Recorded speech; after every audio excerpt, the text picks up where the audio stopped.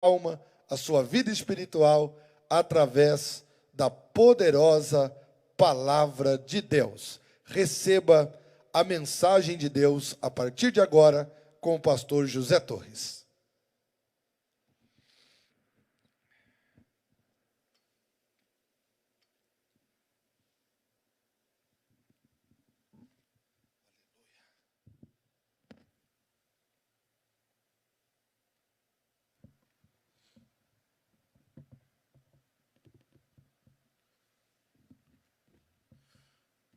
Meus amados irmãos, amigos, ouvintes da Palavra de Deus que nos acompanha neste momento, que a graça e a paz de Deus, nosso Pai, e do seu Filho amado Jesus Cristo, seja com todos vocês.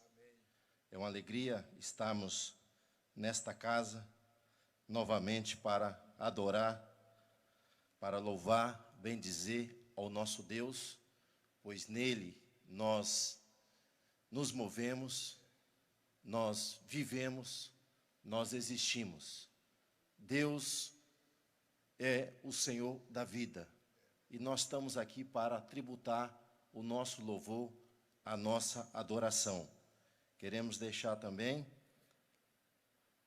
a nossa gratidão ao nosso amado pastor pelo privilégio, pela alegria de estarmos aqui na casa do Senhor, juntamente com Ele, para louvar a Deus e também ser um canal de bênção para a sua vida através da ministração da palavra. Sabemos que nós não podemos estarmos aqui num número maior do que 10 pessoas, a gente até fica com vontade. Quando chega no horário do culto, né, a gente, oh, meu Deus, eu queria estar lá, mas não podemos, meus irmãos. É bom estarmos na casa do Senhor. Queria ler com vocês uma passagem que se encontra no livro de 2 Reis, capítulo 4. Diz assim a palavra do Senhor. E uma mulher das mulheres dos filhos dos profetas clamou a Eliseu, dizendo: Meu marido, teu servo morreu, e tu sabes que o teu servo temia ao Senhor. E veio o credor a levar-me os meus 2 filhos para serem escravos. E Eliseu lhe disse: Que hei de eu fazer? Declara-me o que tens em casa. E ela disse: Tua serva não tem nada em casa, senão uma botija de azeite. Então disse ele: Vai, pede para ti vasos emprestados a todos os teus vizinhos, vasos vazios, não poucos. Então, entra e fecha a porta sobre ti e sobre teus filhos, e deita o azeite em todos aqueles vasos, e põe à parte o que estiver cheio. Partiu, pois, dele e fechou a porta sobre si e sobre seus filhos. E eles lhe traziam os vasos, e ela os enchia. E sucedeu que, cheio que foram os vasos, disse a seu filho: Trazei-me ainda um vaso. Porém, ele lhe disse: Não há mais vaso algum. Então o azeite parou. Então veio ela e o fez saber ao homem de Deus. E ele disse: Vai, vende o azeite e paga a tua dívida, e tu e a teus filhos vivei do resto. Amém, meus amados? Podeis assentar. Quando eu aqui cheguei, o nosso pastor já estava orando, e na sua oração eu ouvi ele citando um texto da palavra de Deus, e esse texto eu gostaria de usar como um título para essa leitura que nós fizemos aqui nesta manhã. Romanos 8, 28, está escrito: Sabemos que todas as coisas cooperam para o bem daqueles que amam a Deus, daqueles que foi chamado para o seu propósito. Essa palavra sabemos, no original, é eidô. Significa que preste atenção, é usado para isso, para prestar atenção. Então, do versículo 18 em diante, do capítulo 8 de Romanos, nós vamos ver que Paulo está falando de aflição. Paulo vai falar de esperança. E ele vai concluir mais na frente dizendo: se Deus é por nós, nada será contra nós. Então, diante de um cenário contrário, de aflição, onde não há esperança, Paulo está dizendo: preste atenção, fique sabendo que todas as coisas trabalham, contribuirão para o bem daqueles que amam a Deus. O que está nos mostrando aqui, o que Paulo está dizendo nesse contexto, é que crises existem e sempre existirão. Estamos num mundo de crise, mas o que me alegra o meu coração, alegra a minha alma e deve alegrar a tua alma também, aí você que está me ouvindo, embora haja crise, o mundo está em crise, o céu não entrou em crise, porque há um Deus soberano, um Deus imortal, um Deus todo-poderoso, que Ele está atento a todos os eventos e Ele pode, a qualquer momento, acalmar esta crise ou nos fazer passar por ela, nos mantendo de pé, porque todas as coisas vão contribuir ao nosso favor. Então, todas as coisas, ele está dizendo, todas as coisas irão cooperar para o bem daqueles que amam a Deus. E lendo esse texto, nós encontramos um cenário de crise. 3 anos e meio de seca, ali naquela região, nós vamos ver que essa crise, ela afetou alguns durante a crise, mas quando a crise cessa, outros ainda vão ser alcançados. Em algum momento a crise chega. Se não chegar no momento, ela pode chegar depois, porque existe vários tipos de crise. A crise aqui era uma seca, mas a crise emocional, a crise de identidade, a crise financeira, a crise conjugal, a crise familiar, nós vivemos nesse cenário. Mas o que nos conforta, meus irmãos, é nós sabemos que se formos fiéis a Deus, todas as coisas caminharão para o nosso bem, caminharão para o nosso benefício. Então a crise chegou e chega sobre todos. O texto diz que o homem temia Deus. Era um homem que temia Deus. Então, diante daquele cenário, aquele homem era o provedor da sua família.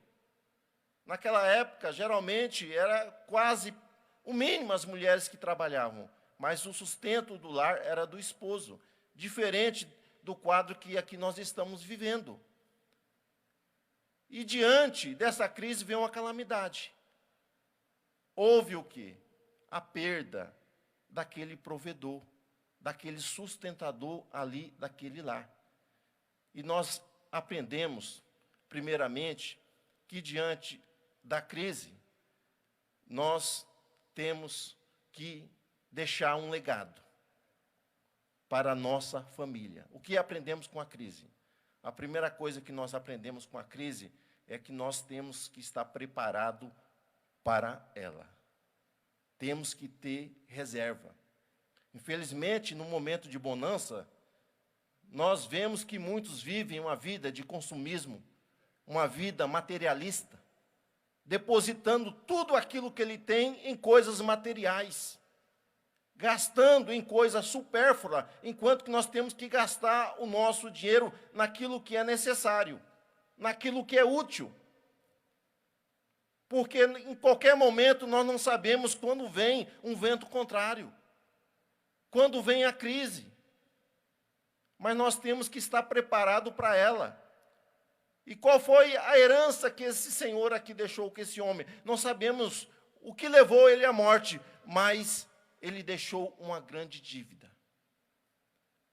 Nós aprendemos que diante da crise, nós temos que estar preparado para cuidar da nossa família.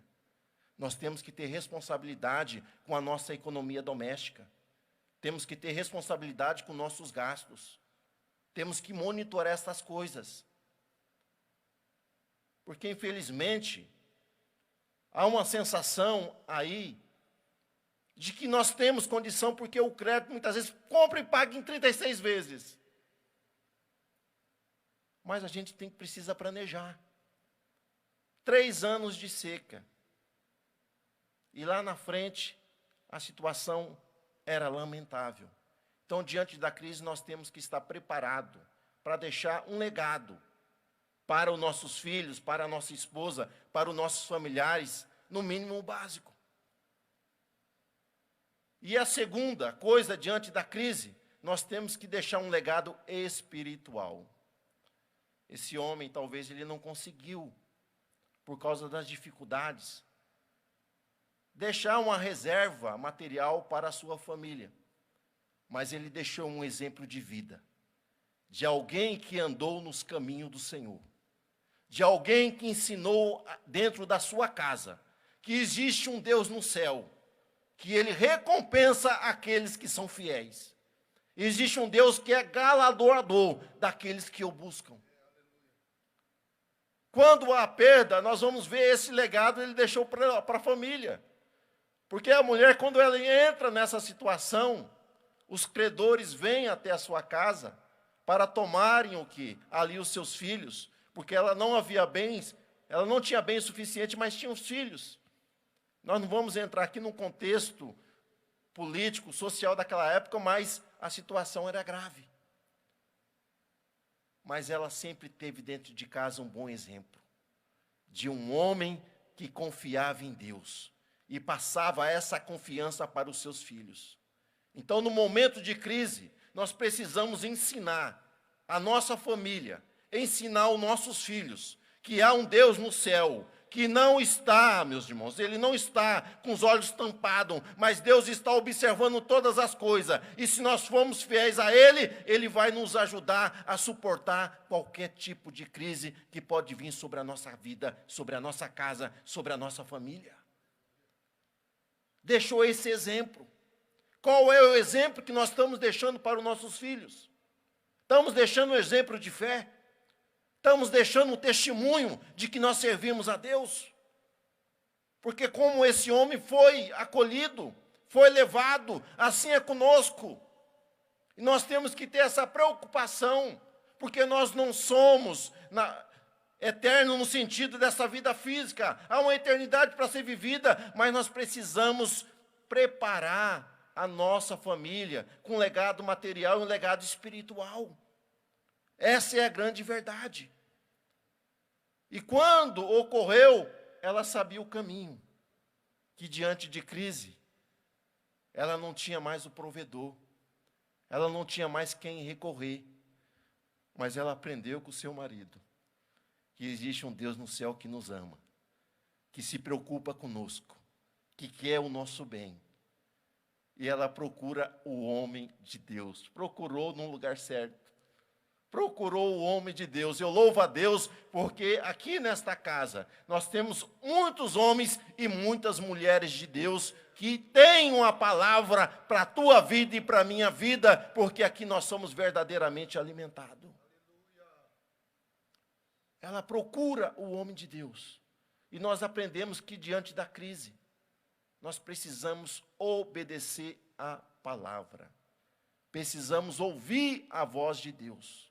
O profeta era aquele que falava com Deus, o seu mensageiro. E Deus teve uma palavra para aquela mulher, dizendo o que tu tem em casa.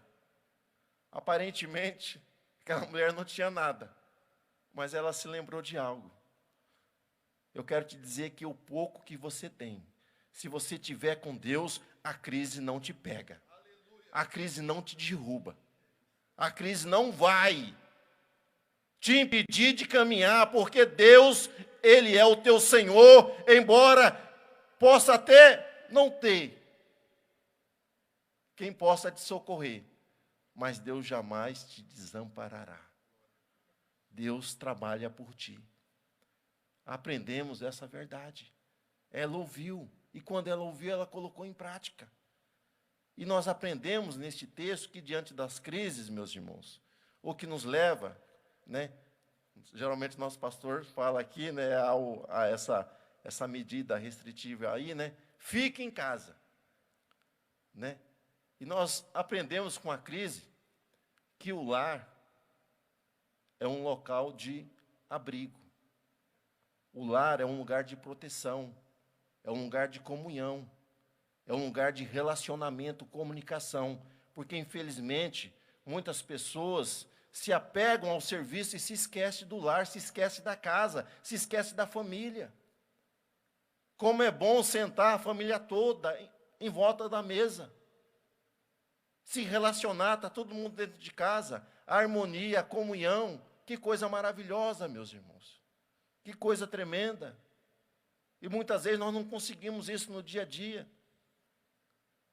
Ali em casa, geralmente todo mundo trabalha, então geralmente é só no sábado ou no domingo para estarem juntos, assentados na mesa.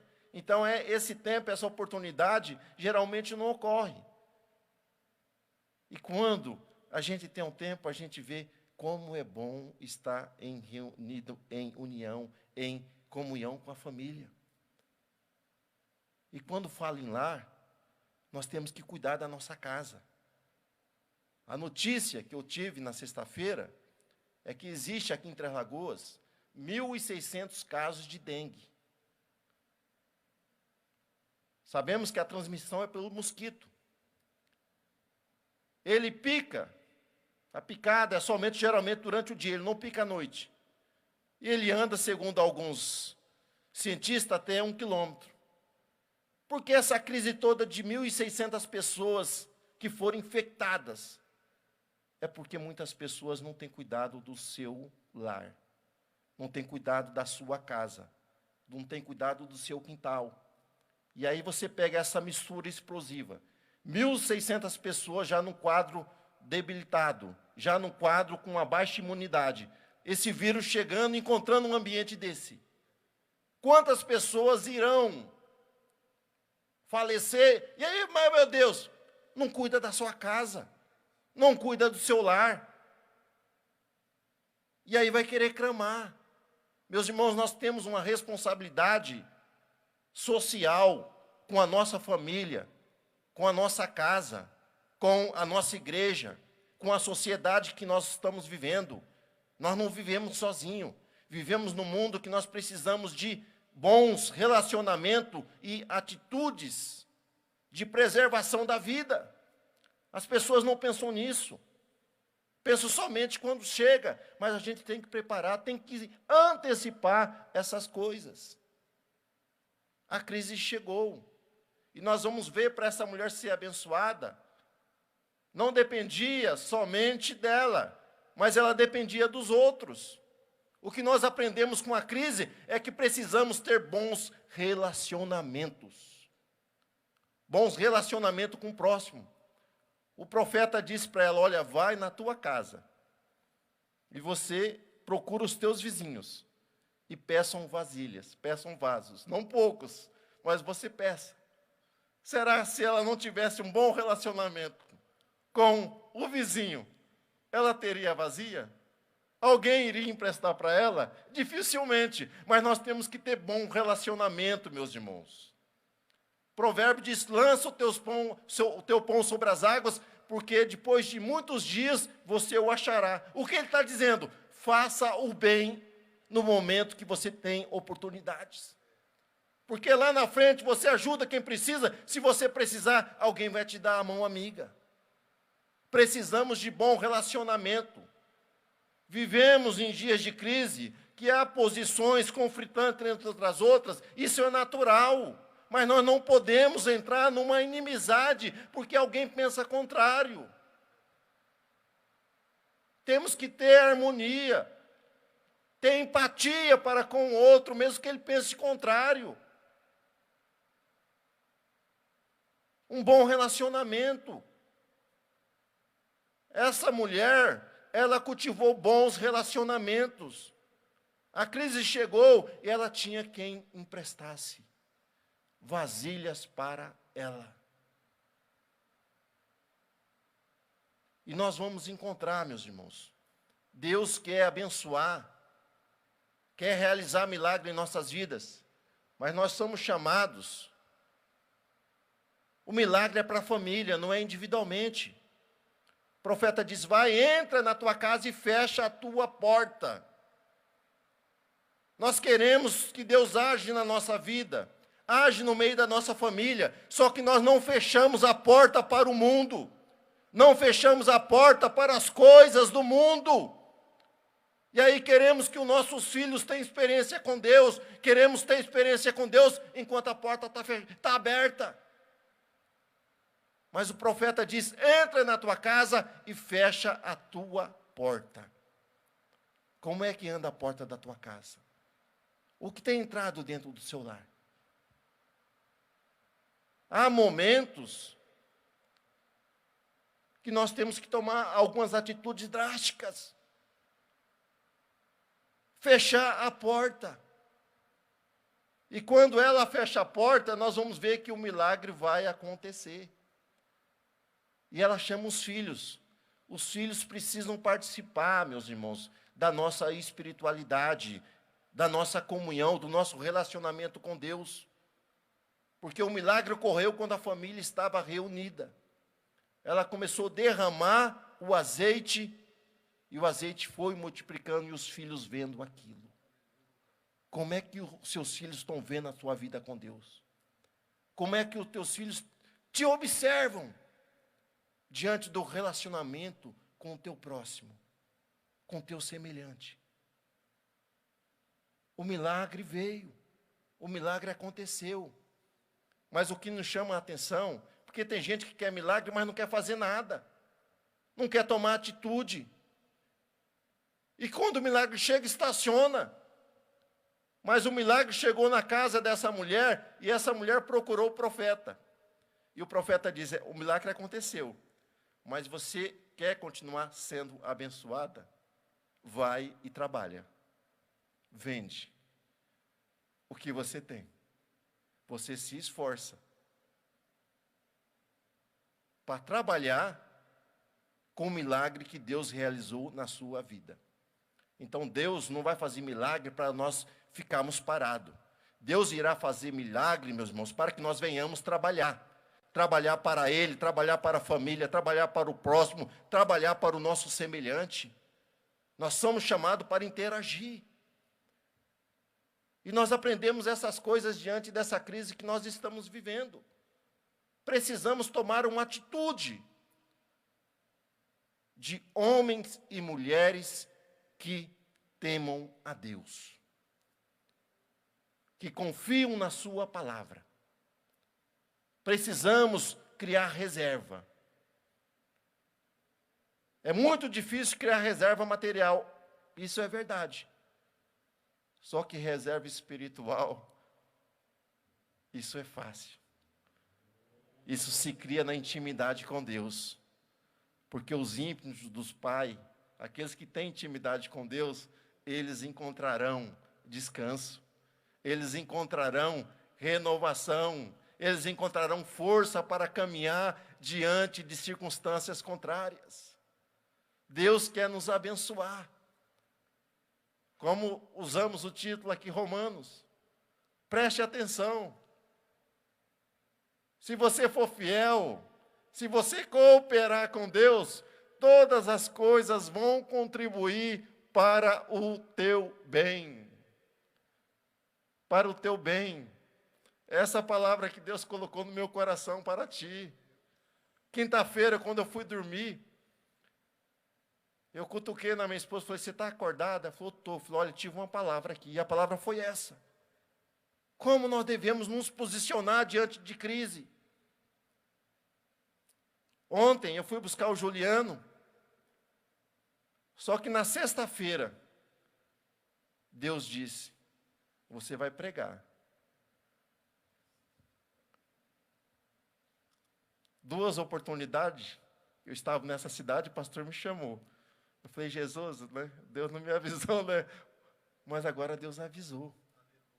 Eu falei, meu pai, que palavra eu vou levar? E Deus me lembrou. Falou, sabe aquilo que eu falei para você na quinta?